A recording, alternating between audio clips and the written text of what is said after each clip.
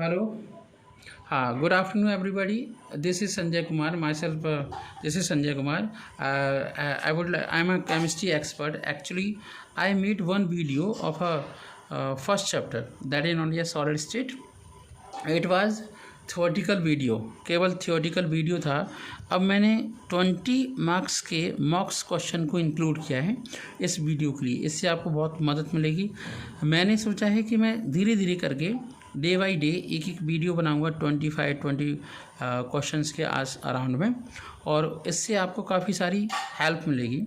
और जैसा कि हम जानते हैं कि अगस्त के फर्स्ट वीक में आपकी पीजीटी केमिस्ट्री की एग्जामिनेशन होने वाली है. तो इसी एग्ज़ाम स्पेशल के लिए, पीजीटी केमिस्ट्री के लिए ये आपके क्वेश्चंस बनाए हैं.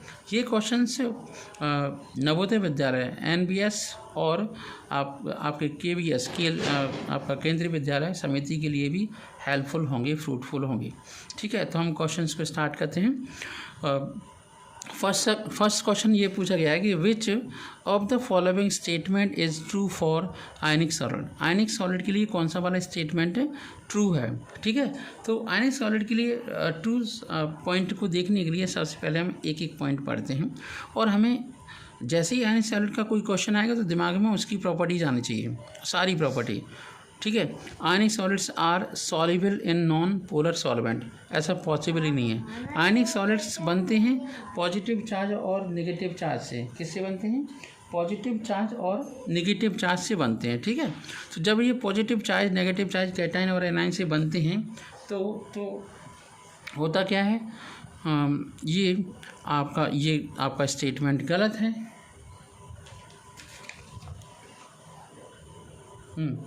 तो सेकंड पॉइंट है, under the electric field cations and anions acquire translatory motion. ऐसा होता ही नहीं है, ट्रांसलेटरी मोशन होते नहीं हैं. ठीक है, आयनिक सॉलिड के अंदर. थर्ड पॉइंट है आपका, structural units have a strong electrostatic force of attraction. ये बात सही है.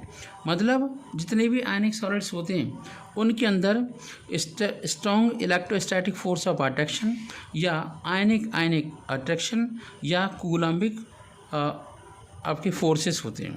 लास्ट वन है, अब तो कैंसिल हुई है. तो हम क्या करेंगे, जैसे 4 ऑप्शन है तो उसमें से ज़्यादा से ज़्यादा जितनी 10 सेकंड के अंदर आपको 2 ऑप्शन हटाने हैं. 2 ऑप्शन 10 सेकंड में हटाने हैं, तभी आप किसी सही आंसर पर पहुंचोगे. ठीक है, नेक्स्ट क्वेश्चन है क्वेश्चन नंबर 2. तो मैं यहाँ पे टिक करता जाता हूँ. ये मैंने इस तरीके से टिक कर दिया है, ये आंसर सही है. ठीक है, which one is, second question, which one is pseudo solid. मैंने आपको 2 बातें बताई. 2 solid which are having regular arrangement of atoms और ion which is known as a true solid. मतलब क्रिस्टलाइन सॉलिड को हम ट्रू सॉलिड कहते हैं. तो सिंपल सी बात है कि बाकी के और जो सॉलिड्स होते हैं, बाकी के और जो सॉलिड होते हैं वो क्या होते हैं, वो होते हैं आपके फॉल्स सॉलिड. मतलब amorphous solids are the false solid. ठीक है, तो हम वही देखते हैं. जैसे आपका कैल्शियम फ्लोराइड है, क्रिस्टलाइन है. ग्लास है, ये अमॉर्फस है. आंसर तो यही है. और पढ़ लेते हैं, NaCl है, आयनिक सॉलिड है, ये क्रिस्टलाइन होता है. ठीक है, इसके बाद हम बात करते हैं नेक्स्ट सॉलिड की, which do not show the same physical properties in different direction. मतलब ऐसे सॉलिड जो सेम प्रॉपर्टीज़ शो नहीं करते. अब सेम प्रॉपर्टी कौन से शो करते हैं, मतलब सेम प्रॉपर्टी कौन से शो करते हैं, तो इन्हें पढ़ते हैं. तो सीडो सॉलिड है ना, सीडो सॉलिड आपके अमॉर्फस होते हैं, है ना. आइसोट्रॉपिक क्रिस्टलाइन सॉलिड होते हैं. पॉलीमेरिक फॉर्म किसकी होती है, ये होती है आपकी कोवैलेंट जाइंट मॉलिक्यूल के द्वारा. ठीक है, उन्हीं की होती है. इसके बाद एनाइसोट्रॉपिक. तो जो एनाइसोट्रॉपी शो करते हैं वही होते हैं ऐसे सॉलिड जिनकी फिजिकल प्रॉपर्टीज़ डिफरेंट डायरेक्शन में होती हैं, बिल्कुल सेम नहीं होती. चलिए अब बात करते हैं graphite. Graphite is an example of is an example. हाँ, ये जो आपके क्रिस्टलाइन सॉलिड होते हैं, अनआइसोट्रॉपिक कैसे होते हैं, एन आइसोट्रॉपिक क्रिस्टलाइन सॉलिड होते हैं। ठीक है, यहाँ पर देखते हैं graphite is an example of. Graphite कैसा एग्जाम्पल है, तो ग्रेफाइट न तो आयनिक सॉलिड का एग्जाम्पल है, न मेटेलिक क्रिस्टल का एग्जाम्पल है। तो ये आपका 2 पॉइंट आपको हटा दिए।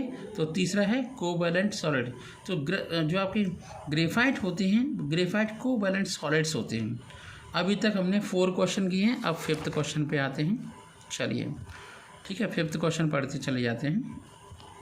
हम 5th क्वेश्चन आप पढ़ रहे हैं। हाँ, तो 5th क्वेश्चन में देखते हैं अमोर्फस सॉलिड्स आर, मतलब अमोर्फस सॉलिड्स में क्या होता है। अमोर्फस सॉलिड आइसोट्रॉपिक होते हैं, नो, या आइसोट्रॉपिक तो होते हैं, हाँ ठीक है।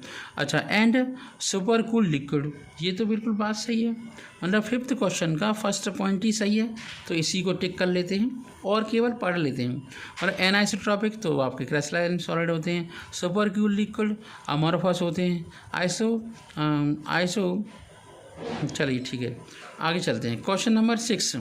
क्वेश्चन नंबर 6 में क्वेश्चन पूछा गया है crystals which are good conductor of electricity and heat. देखो, जितने भी आयनिक सॉलिड्स होते हैं और आयनिक सॉलिड्स होते हैं, है ना, वो केवल मोल्टन स्टेट में गुड कंडक्टर ऑफ इलेक्ट्रिसिटी होते हैं। यहाँ पर हीट और इलेक्ट्रिसिटी की दोनों की बात हो रही है ना। तो 100% ये कौन से पदार्थ होंगे, ये आपके होने चाहिए मेटेलिक क्रिस्टल्स, जिन्हें हम मेटेलिक क्रिस्टल कहते हैं। तो ये रहे आपका 3rd नंबर ऑप्शन सही है। मेटेलिक क्रिस्टल आपके कैसे होते हैं, metallic crystal good conductor of heat and electricity वाले होते हैं। अंडरस्टैंड। चलिए और थोड़ा आगे बढ़ते हैं। Question number 7, the bond length and bond angle in molecules in the solid state are calculated by, मतलब bond length, bond angles। तो मैं आपको एक बात बता दूं, जब हम सॉलिड स्टेट पढ़ रहे हैं तो सॉलिड स्टेट जब भी हम पढ़ेंगे तो एक इम्पॉर्टेंट पॉइंट आता है जिसे बोलते हैं एक्स-रे डिफ्रैक्शन। क्या बोलते हैं, एक्स-रे डिफ्रैक्शन, ठीक है। और इसे हम एक्स-रे क्रिस्टलोग्राफी भी कहते हैं, क्रिस्टलोग्राफी भी।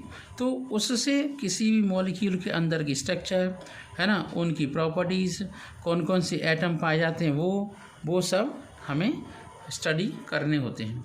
अब हम नेक्स्ट पॉइंट पर आते हैं, क्वेश्चन नंबर 8 पर। ठीक है, तो क्वेश्चन नंबर 8 को हमने जहाँ पर जगह दी है, क्वेश्चन नंबर 8 ये रहा।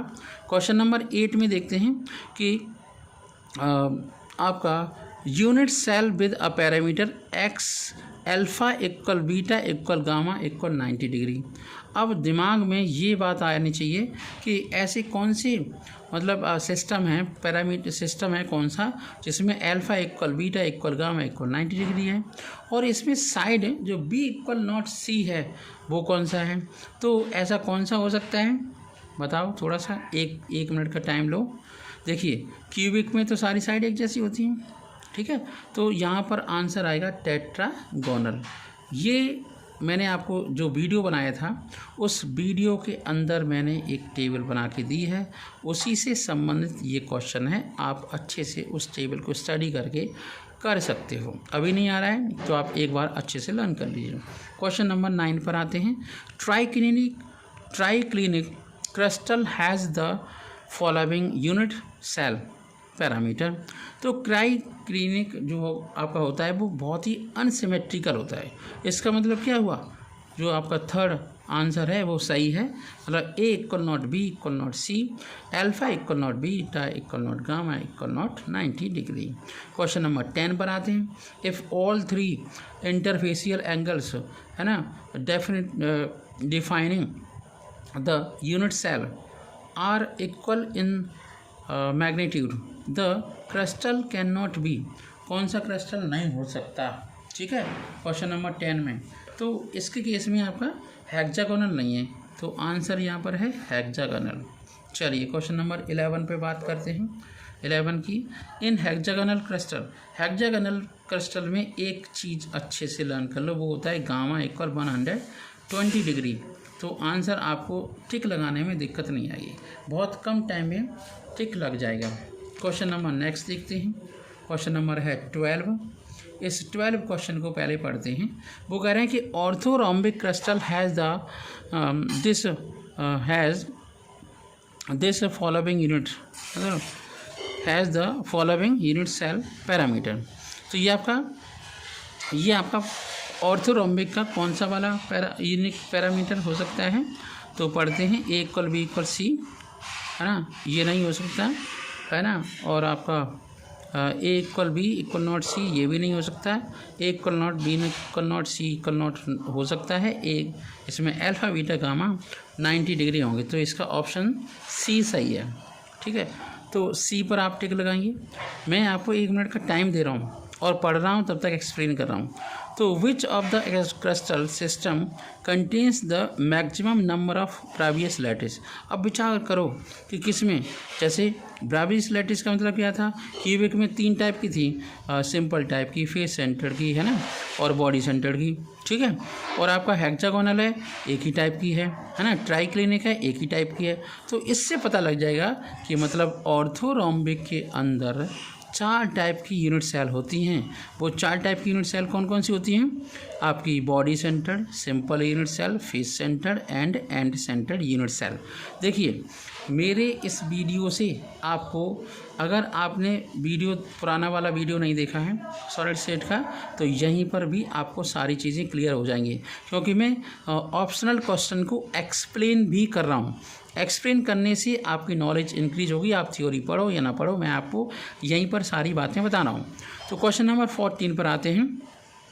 और मैं आपको एक बार फिर याद दिला दूं, मेरे चैनल को न्यू क्वांटम क्लासेस चैनल को सब्सक्राइब करें, बेल आइकन को प्रेस करें और इस वीडियो को अपने दोस्तों तक, हज़ारों दोस्तों तक पहुँचाएं और इसका लाभ सबको मिलेगा पीजीटी केमिस्ट्री के एग्जामिनेशन में। I hope you will be selected. Best of luck too much. ठीक है, अब फिर आगे चलते हैं 14 क्वेश्चन पे। The most unsymmetrical system are. तो इसमें मोस्ट अनसिमेट्रिकल सिस्टम को चेक करना है। ठीक है, तो ये आपका जो ट्राइक्लिनिक है, ये ट्राइक्लिनिक आपका क्या है, वो मोस्ट अनसिमेट्रिकल सिस्टम है। ठीक है, और जो सिमेट्रिकल है वो क्यूबिक है, सीधी सी बात है। क्वेश्चन नंबर 15 पर आते हैं। क्वेश्चन नंबर 15 में हम देखते हैं कि the crystal system of a compound with unit cell parameters. ये आपके पैरामीटर है, ये इसके इक्वल हो गया, ये इक्वल नहीं है, तो बहुत आसान है। गैस करो क्या आंसर हो सकता है, गैस करो। क्यूबिक होगा, मोनोक्लिनिक होगा, है ना, रोम्बोहीड्रल होगा या टेट्रागोनल होगा। तो इस टाइप का सिस्टम केवल और केवल टेट्रागोनल का होता है। ठीक है, चलिए आगे बढ़ते हैं। एक और क्वेश्चन है। तो in the primitive cubic unit cell the atoms are present at the, मतलब जो आपकी प्रिमिटिव यूनिट सेल होती है वो वहाँ पर एटम्स कहाँ पर होते हैं वो देखो। चलो विचार करो जल्दी। Centre of the unit cell पे होते हैं, centre of each face of the unit cell होते हैं, one set of the face of the unit cell होते हैं। देखो, सिंपल यूनिट सेल होगी, प्रिमिटिव होगी, तो उसमें केवल और केवल एटम कहाँ पर होगा, कॉर्नर पर। तो आंसर होगा फर्स्ट। ठीक है, एक और बात मैं यहाँ पर वीडियो में इंक्लूड कर दूँ कि ये वीडियो यूपी बोर्ड के बच्चों के लिए, ये वीडियो नीट के लिए, ये वीडियो आपकी IIT JEE के लिए और ये ICSE बोर्ड CBSE बोर्ड के लिए फ्रूटफुल है, क्योंकि उनके यहाँ पर भी ऑप्शनल क्वेश्चन को बढ़ावा दिया जा रहा है। ठीक है, बेस्ट ऑफ लक। अब और क्वेश्चन करते हैं। केवल हमारे पास 4 क्वेश्चन बचे हैं 4 क्वेश्चन के बाद। और एक और बात बता दूं, मैं किसी संस्थान का नाम नहीं लेना चाहता। ज़्यादातर 20 क्वेश्चन को, है ना, पढ़ने के लिए आपका 1 घंटा किल कर रहे हैं। मैं बहुत कम टाइम किल करूँगा, बहुत कम टाइम आपका लूँगा। मुश्किल से 15 और 16 मिनट के अंदर 20 क्वेश्चन होंगे और आगे से 20 क्वेश्चन 20 मिनट से ज़्यादा नहीं मिलेंगे। तो कम टाइम में अगर आप ज़्यादा चीज़ें पढ़ोगे तो आपको बहुत इंटरेस्ट आएगा। क्वेश्चन नंबर पढ़ते हैं 17। In the body centre unit cell the lattice point are present. Corner and centre. Body centred unit cell होगा तो केवल जो आपके एटम होंगे या तो यूनिट सेल के कॉर्नर्स पर होंगे या सेंटर पर होंगे। क्वेश्चन नंबर 18 देखते हैं। In the face centred unit cell क्या होगा? फेस सेंटर्ड का मतलब हो गया 6 फेस होते हैं तो फेस के सेंटर पर होंगे। कहाँ पर होंगे? फेस के सेंटर पर और कॉर्नर पर होंगे एटम्स। ठीक है। क्वेश्चन नंबर 19 देखते हैं। The effective number of atoms per unit cell in a simple unit cell of face centred unit cell, body centred unit cell. देखो सिंपल यूनिट सेल में 1 होगा, बॉडी सेंटर फेस सेंटर्ड आ गया तो 4 आ गया, है ना, और बॉडी सेंटर का मतलब हो गया तो 2 आ गया। तो जहाँ पर 1 4 2 है वही इसका आंसर है। तो 1 4 2 हो गया आपका 19 का। क्वेश्चन नंबर 20 पढ़ते हैं, लास्ट क्वेश्चन है। Best of luck. हमारे वीडियो को सब्सक्राइब करें, चैनल को सब्सक्राइब करें, press the bell icon and इस वीडियो को शेयर करें बहुत सारे बच्चों के पास। तो लाइक करते जाएं, शेयर करते जाएं और वीडियो को समझते जाएं। What would be the effective number of atoms per unit cell in end centre? तो एंड सेंटर में केवल और केवल 2 एटम्स होते हैं। चलिए, best of luck. UP PGT में you will be a successful. Thank you so much. Have a good day.